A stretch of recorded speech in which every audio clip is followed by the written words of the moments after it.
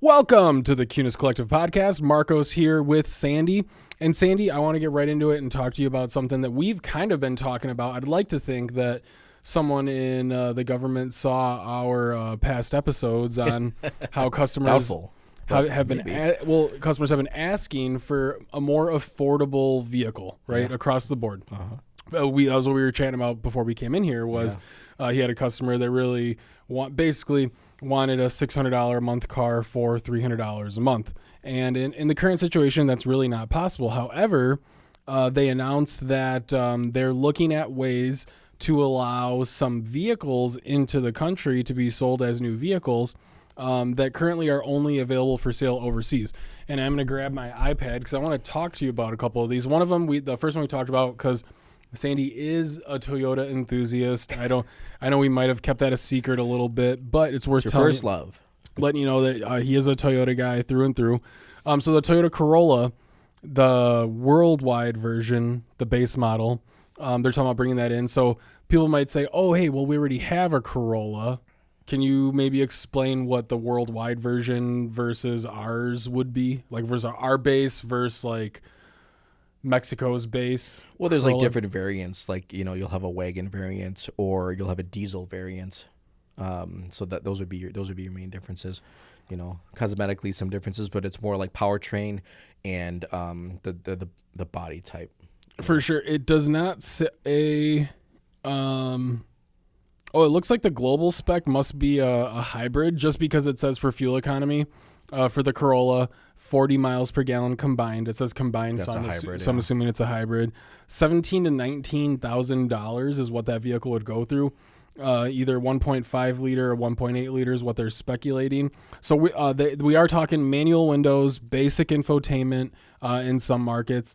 So, I mean, we kind of talked about that before, right? It's like how important is the sound to you, right?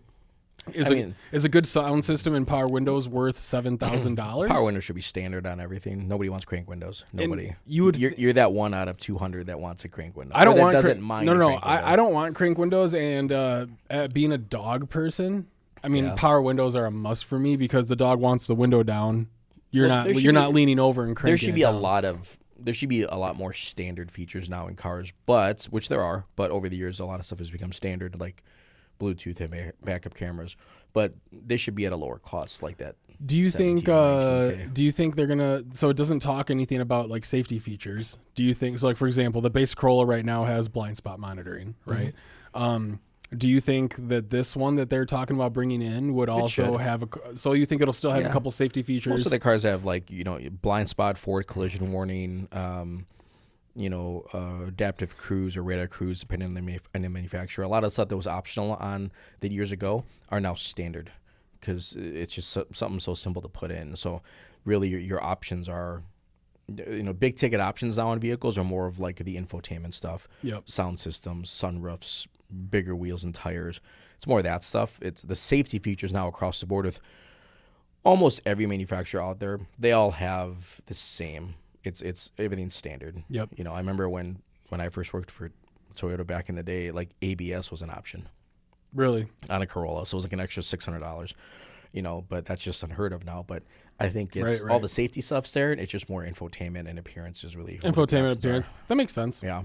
So let me just talk about a couple. I'm just going to talk about a couple of these other cars. The name's kind of irrelevant because most people, we don't know these manufacturers. However, I have heard of BYD before. I believe that, I think that's a big electric car company out of China. Mm-hmm.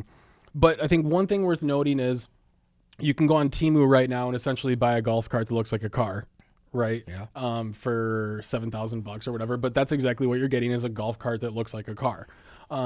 These vehicles that they're talking about bringing in, they're real cars. Sandy and myself haven't driven one unless you drove one when you were out of the country.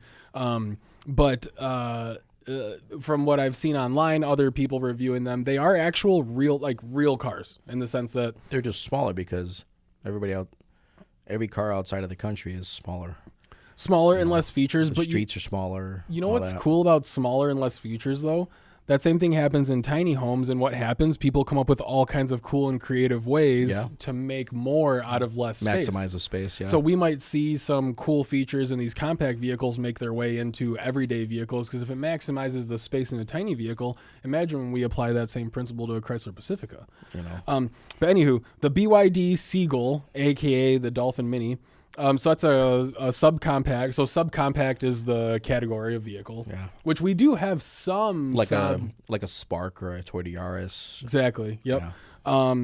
So we already have some of these vehicles out there. They've been on the roads, like the Yaris. That's been on the road. If you have a 2010 Yaris, I mean, thing's been on the road for 16 years at this point, and there are plenty that still are. Yeah. Because it's a mode of transportation. It's more of a tool. My niece has one. She has a Yaris. They're great vehicles. Yeah. Okay, so that vehicle, we're talking 190 to 250 miles of range, okay, which is significant for a small car. The Nissan Leaf, I think, still is like around 150 miles, right? That's like the smallest electric car you can buy in the U.S. is probably the Nissan Leaf, and they're like 120, 150 miles. That's it? I thought it'd be more than that. No. Smaller battery, smaller size car, I guess, yeah. Well, the Leafs of the reason, in my opinion, the reason the Leaf didn't take off back in like the teens is because they only had like a 75 to 100 mile range. Well, and that's when electric electric cars were in that era. Electric cars were way more foreign to us, to the U.S. But yeah, 190 to 250 miles of range. We're talking 10 to 12 grand to get that car. 0 to 60, 13 to 14 seconds, which doesn't sound fast, but it's also not slow. Like if you put your average person, I mean, my first WRX, I think had 7 seconds or some 8, you know. No, that was 0 to 60. Now this is did I say, is that 0 to 60 or 0 to 60? I was thinking quarter mile time. Oh no. I'm like, man, 13-second quarter mile. That's not bad at all. No. Well, you know what? The 0 to 60 and the quarter mile might not be too far off, but that one doesn't say a top speed for that one, but I imagine it's probably around 70 miles an hour. There's a MG4 EV. That thing's boasting. So this one looks like a little bit more luxury, like the luxury of the tiny cars. Also a hatchback. Hatchbacks are kind of the theme in this. 250 to 280 miles of range. That one's 18 to 20 grand. 0 to 67 seconds. So it's basically labeled the budget Tesla Model 3, right? It's like are they coming out with a Model 2? They've been talking about it, and I think something like if this passes, that'll accelerate. I think it's like a hybrid between a Model Y and a Model 3. Yep. Somewhere in there. Here's a familiar name to some people, the Dacia Sandero. That's a vehicle. If you watch Top Gear, you'll know that car. Yeah. For all you gearheads out there. That's a car that's been out.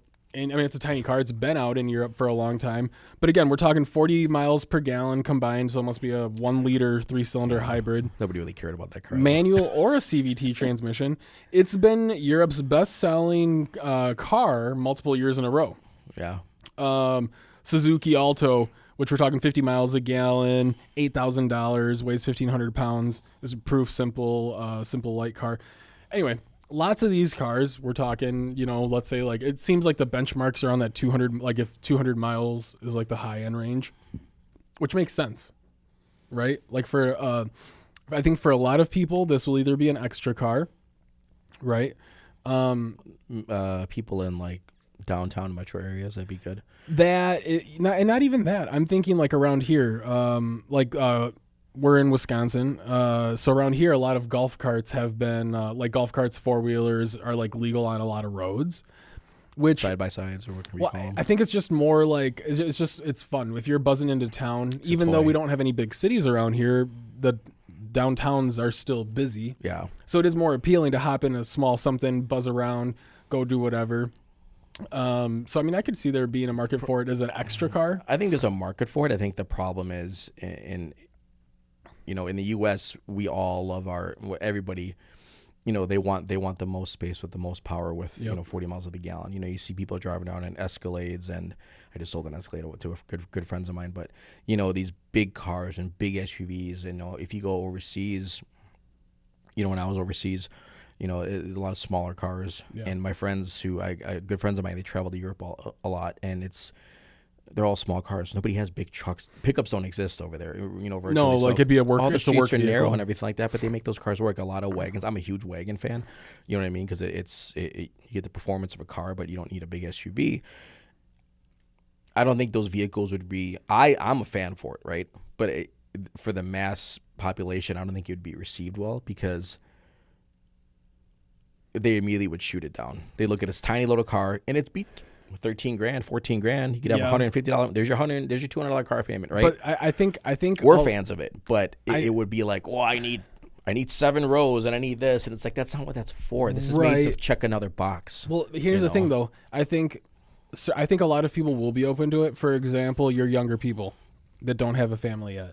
Okay, well, this car is brand new. They want SUVs and all this. Like, you don't need it. I get it. What the hell do you need a third row for? And you're 19 years old. But we also haven't had a brand new with a warranty option for them to pick. So, for example, that fits in that $300 a month. It's like, yes, range. We want a big car because going to a smaller car, that sacrifice right now doesn't translate to going on 2 extra vacations a year or paying for a gym membership and a this and a that and whatever. But when you put that on paper, like, hey, you can buy this brand new whatever for $200 a month, or I have a used X sedan, right? That has 60,000 miles on it. It does have our lifetime powertrain warranty, so at least you have something. But the factory bumper to bumper is gone. You're having to think about maintenance. So we have to at least think about maintenance at 60,000 miles, right? You know what it does though too. I think it's good for auto manufacturers because that would, like, for the the big manufacturers, Jeep, Toyota, Honda, Cadillac, all them, it would. I think if that took off here in the U.S., I think it would force those manufacturers to then build cheaper cars. Ding, ding, ding. So yeah, keep their current lineup, right? Yep. If you want your $180,000 Escalade V Series, okay, cool, right?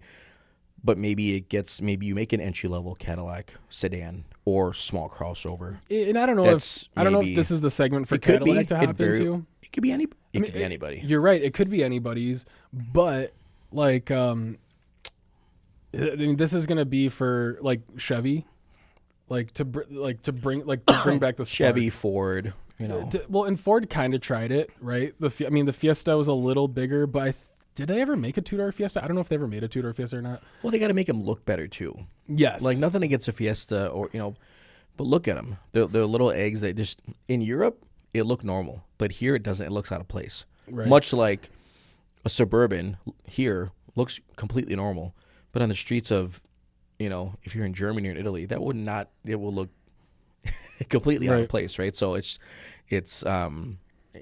think it would, like I said, force manufacturers to build to also include an entry level vehicle with the same standard features that look good. You have all these, design teams. They should be able to design something very attractive for sub. Well, they do, but then it goes to the engineers, and engineers make them change the design. Well, you got to remember they're also tied to their hands are tied too with the government and the Department of Transportation because, when you're designing a car, it's to be legal for U.S. roads, the headlights have to be a certain height. Yeah, right. All those goofy things. So now they're the stuff we don't think about. They try to design it within the constraints of what they're allowed to do. Yeah. But that's still, you're creative. You could think of something. You'd think so, and I'm telling you, if you haven't looked up, I don't want to get it wrong. If you don't know anything about these BYD cars, look them up because I think they kind of nail what you're talking about as far as like looking at it. Like you'd have no idea that this car is only $20,000. Like every single one of them looks twice as expensive as it actually is, and that's what people are asking for. They don't want to sacrifice the aesthetics, right? But I don't know. The K trucks I think would be a big thing. But you hit it on the head as far as like the main thing that made the most important thing that popped into my head was this will make the other manufacturers compete because they're not going to say, oh, look at this. There's $73 billion were spent on subcompact vehicles. Like, well, when they hear that, oh, okay, now all of a sudden Chevy, Ford, Chrysler, everyone's getting in and saying, all right, like let's build our K truck, right? And that's what upsets me about a lot of manufacturers is they have the ability to do it. They could design a car that's sub 20 grand. Sure. But why don't they? Because they actively see all these people screaming in forums and online that these cars are way overpriced, and it's like, build something cheaper then. Yeah. I think it's Why? tough because they're making money and they don't want to mess anything up, you know? Because it's a big, that's, when was it? Like I built a Gladiator for a customer this morning, a repeat customer of mine. He has a Gladiator now that I sold him. He wants to order another one, and it's a Mojave. You know, by the time I built it, he had a lot of options to it, but it's $67,000. Whoa. For a Gladiator's awesome. It's cool, right? But $67,000? That's a lot. And he's fine with it, right? Because he knows there's incentives and stuff. But man, just to see where these cars have gotten in price, that is nuts. You know, it has. I had somebody hit me up about one of the Code Red Mustangs. Mm-hmm. It's a used one, 2022, at the Delavan store. Yep. He's like, hey, what's the price on it? I have zero knowledge about the Code Reds. I don't know what they are. I just figured it's another model. Oh, you Mustang. just said again, hey, can I get a price on that Mustang? Yeah. $450,000. Yeah. Who's paying that? So it was previously I guess owned. it's subjective, right? Who's paying $500,000 for a Mustang? I don't even care if they only built 5 of them, and I get it. It's like twin turbo and supercharged, but man, there's a lot of stuff you can get for $500,000. You can get a new McLaren, a brand new McLaren, for like mid $3s. Yeah, and I get it. Maybe there's guys that like Mustangs, but you know who really? else can? You know who else can buy a brand new $500,000 on a Mustang? Yeah, but and that person that does it is not going to drive it. It's going to sit in a garage undercover for sure. On a battery tender. That one you're talking about is like a 22 with 60 miles on it. It was owned by a Fortune 500 company. Word on the street. I care. I could go to the show floor right now and I look at it and I go, I don't see $500,000 here. I don't. But in someone else's eyes, maybe. Well, and I think it's the same thing. No hate on Mustang owners out there. I just think that, man. I think you get, so for example, like that's not your cup of tea, right? It's but listen, I'm not really a huge Mustang guy. So for example, you take me. Like, I don't care about jewelry, right? So you show me like a big diamond or like you're not going to see the value. Or like a giant gold necklace. It's like, yeah, that's cool. No idea why anybody would pay $500,000 for that, but because you can get one that was created in a lab for 10% that looks exactly the same and nobody can tell the difference without a, you know. I get it, understand it, but come on, dude, $500,000. Dude. For a used one? Here's the thing. If you know who can buy a new McLaren for $500,000? Anybody with $500,000. Sure. If you have that Code Red, and as far as I know, there aren't many of them out on the market. Like, no, because they only built, 50 of them or 40 of them. It was a really low production, and it's a good number. It's a good number too, which matters. I get the exclusivity, and you know. Yeah, I'm saying anytime you get to the collector side of things, everything's bonkers because like the people that really like that particular thing are fighting over. Well, and right? it's like you said, it's the market too. The market will drive the demand, and dude, those. So one car that I love. Come buy it though if you want. It's for sale. One car that I love that I was blown away by the prices on, is the Viper. Yeah. Right. So I'm trying to think of 2015, 16 at the Elkhorn Chrysler store, we had a Vengeance Racing, like a white Viper ACR. Yep. With like all the stuff on it. Yeah, I remember and it was that like one. all modded. It was like one of the coolest cars. Yeah. And I think at the time it was like $100,000 or something like that. And it's like, oh, that's insane. There's Vipers out there for 70,000, blah, blah, blah, blah, blah, blah. It's like, yeah, it is crazy. And now that car is probably over $200,000. Well, remember when we had that? This was years ago. It came up as a Facebook memory a while back. Remember when we had that yellow SRT 10 on the floor? Yeah. And we were selling it for like $28,000. Sure. And there were people giving us like offers for like $12,000-$15,000. Yeah. Like, no. Because you guys are insane. It's like, okay, look at all the ones that are for sale right now. That's what they're going for. You talking about Nick's dad's truck? Yeah. We sold it. I think we sold it to some guy down in like Arkansas or Alabama or something. And that was clean. It was just, it had been smoked in. Is it remembering that right? In general, it was a nice truck. Yeah, but what I'm saying is any high-end collectible like that, it's only the people that are about it are going to understand. As a collection piece, yes. As a performance. I'm interested in what those cars went for new. I have no idea. I should look it up. If I do look it up, I'll put it up there. But I don't get it. But yeah, no, it's a kind of a crazy world in the collectible market, especially the cars in general over the last 20 years have like skyrocketed. I think a lot of those the big performance cars like in our era, like V8 R8s and stuff like that. Like that car, I was talking to somebody last night about it. That car, you can get one with good mileage, sub 100,000 now. And that was a $200,000 car. The R8? The R8 with the V8 in it. You can get those for sub 100K. You know what's crazy? That's a lot of. That was like one of my dream cars. The mid 2000s. You know what? One of those. You know what? You could have got one of those for like right at the beginning of COVID. Just because I know a couple people that got them. They were in around the $60,000 price point. And then we have an R8 at the Ford store. Yeah, if you bought an R8 in 2019, you could have driven it this whole time and like a bandit and not lost one penny on it, maybe even made money. Yeah, there's a lot of cool stuff. I mean, there's like a customer of mine who has a Ferrari, and he's a 458, and you can get those now in the 170s, 160s, depending on the spec and everything. But those were $300,000 car in their prime. They were going for $3.5, $400,000 because it was, it was the hottest and latest thing. So, but. Yep. It's crazy what's out there, what you can get, You could buy 18 BYD Seagulls. Yeah. Or 4 Vipers for the price of that Mustang, Or a house. That is get a house. Yeah, well, no, for sure. And people are and I used to hear that all the time when I was repping the Shelby trucks, like at the shows and whatever. You can buy that thing costs what a house costs. Well, yeah, in 1950. For sure. Well, no, there's still houses. You can still buy a house for $100,000. Yeah, it's a mobile home. No, you can buy a house in the city. I have an apartment, so I wouldn't know. It's probably easier. I don't mow lawns. Yeah, right. But no, I think the K-Trucks, back to the K-Trucks thing. Those are awesome. Yeah. I think that will be... Well, Nico's got one, doesn't he? Nico at the Ford. Yeah. Yeah, I think so. But I think that'll be detrimental to the half-ton truck market. Yeah. And the reason is because, Ford might say they sell, we sold 1 million F-150s. Okay, well, let's say, I'm just guessing, purely guessing, but I'm going to say 300,000 of those sold to companies. Yeah. You know what I'm saying?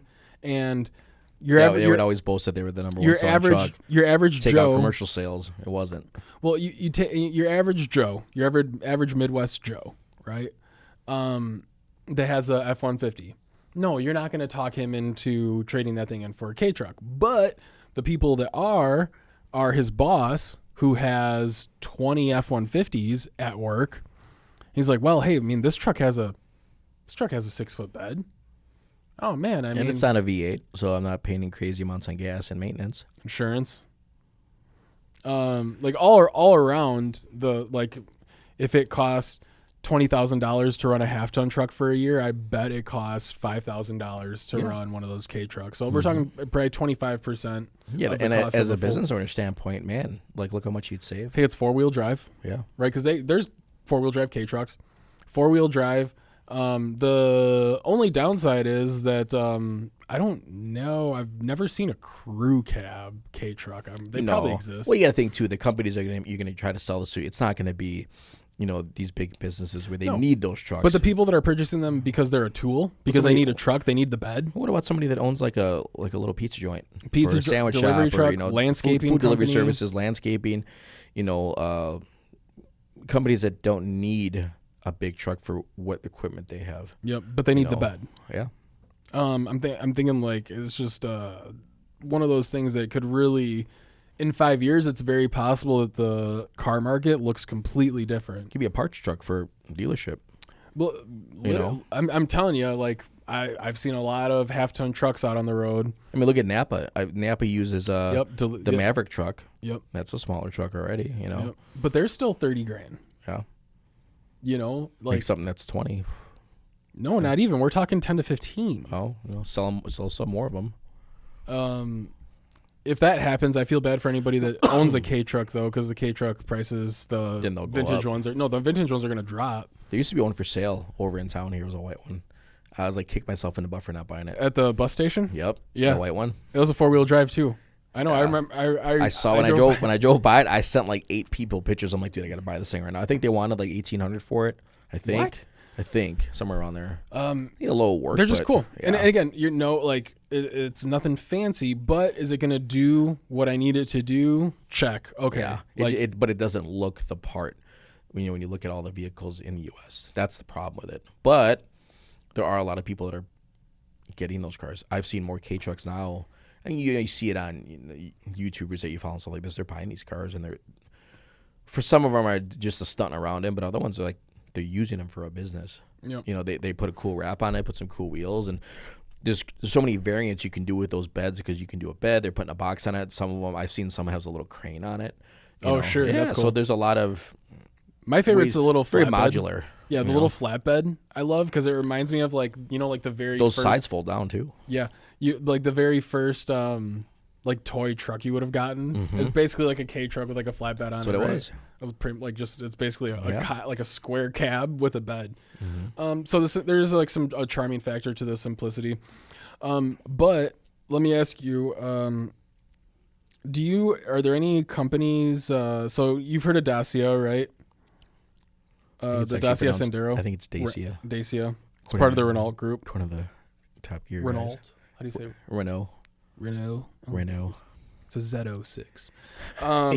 So between the Dacia, the Suzuki, the BYD, if Kunes was going to pick up a franchise for one of these companies, which one would you want them to pick up?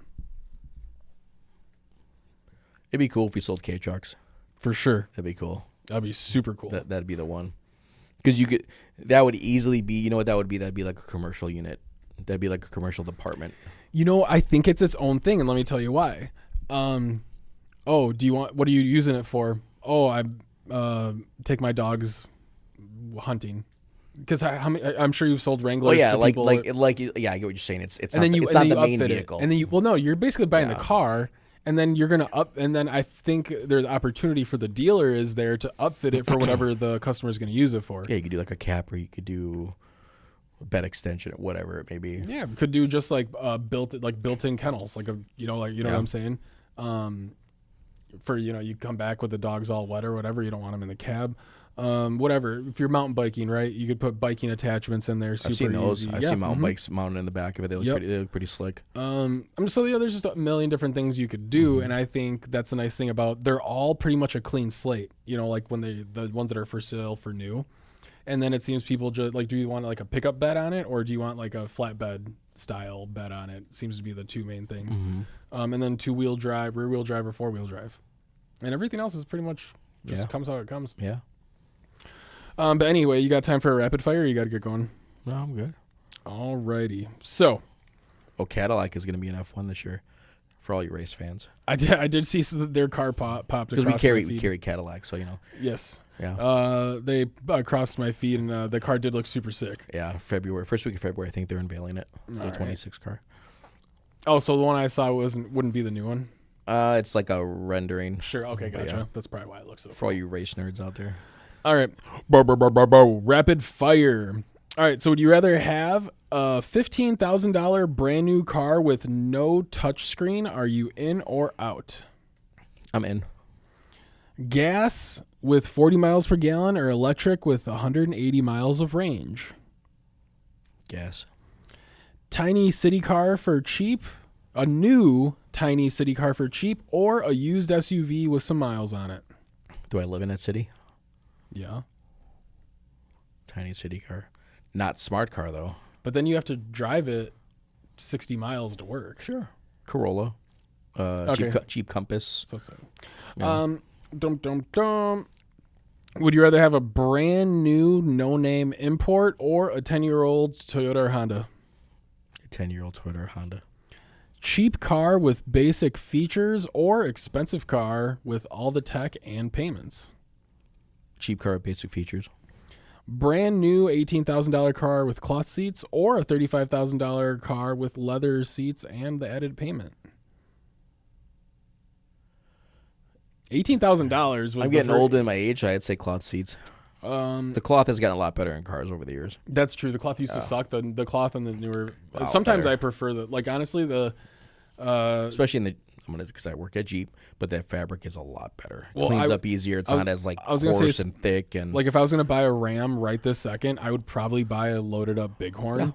I don't care what you say. Nav and a panoramic roof and cloth seats. Yep. For I've sat in. Don't get me wrong. I like the Laramie. I love everything in the Laramie, but I really do believe the cloth seats in the Bighorn are comfier than. Well, and you can get heated seats with cloth. But a lot yeah, of people you can still get the heated a lot of seats, people don't know that. They're like they have to go leather. You're right. That's interesting. A lot of people do say they need leather, and you ask them, "Oh, why do you need leather?" Oh, well, I got to have heated. Yeah.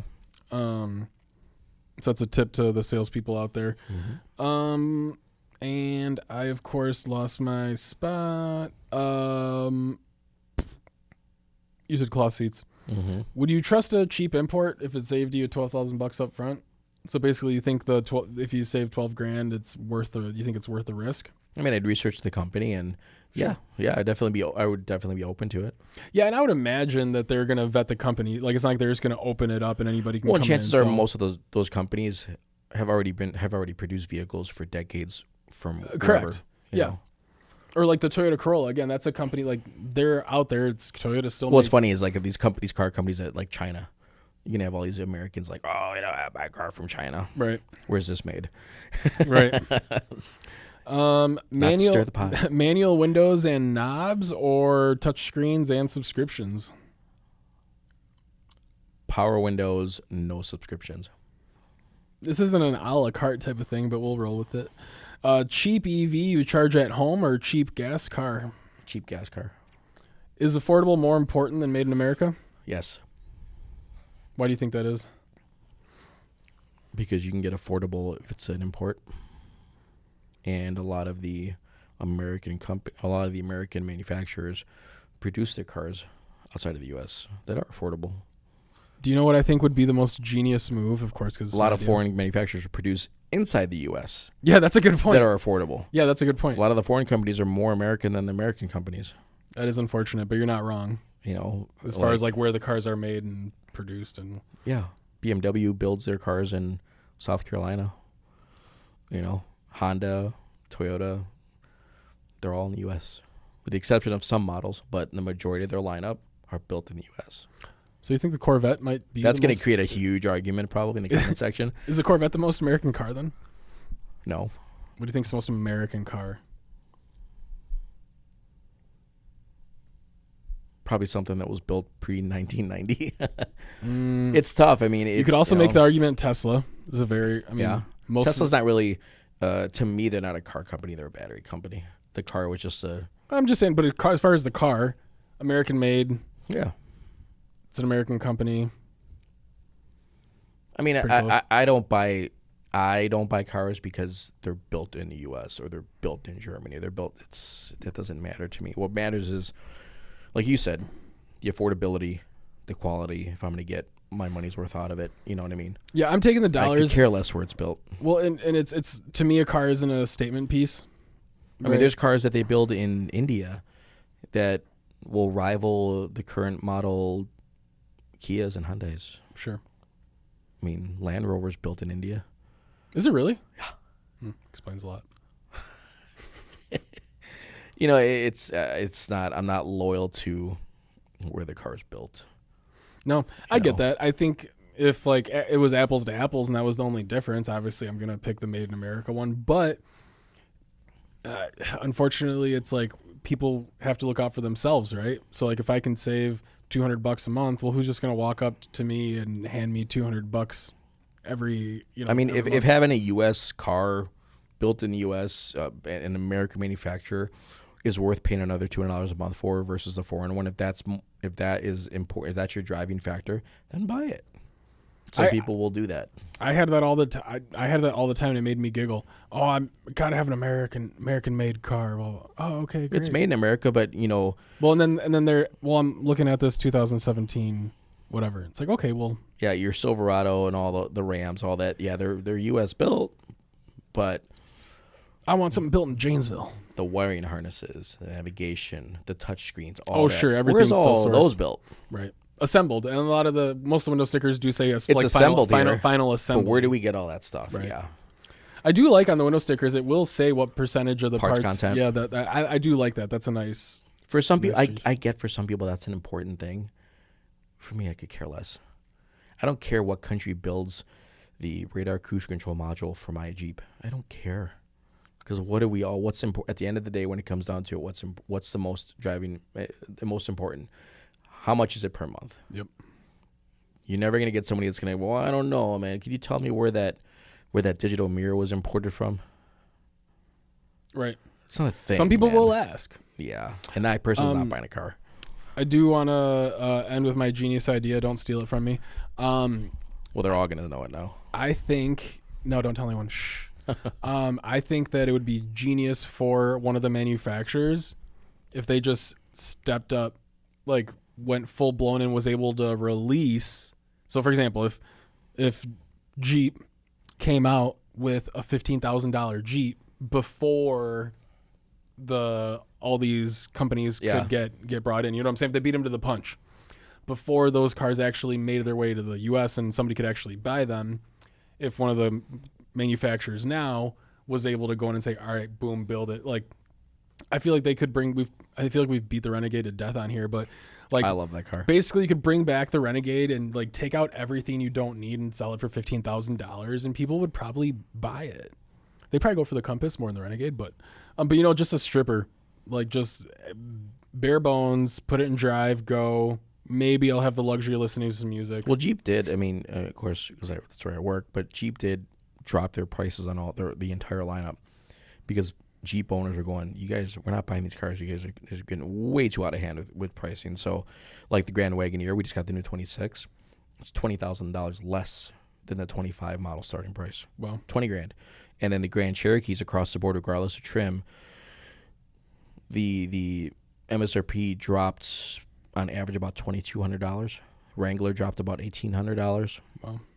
Their package pricing dropped a few $100s in each segment, so that's they encouraging. Lowered pricing because they knew. I mean, they know. You get a $48,000 Jeep Compass, I ain't gonna get it. Like, you guys gotta lower it.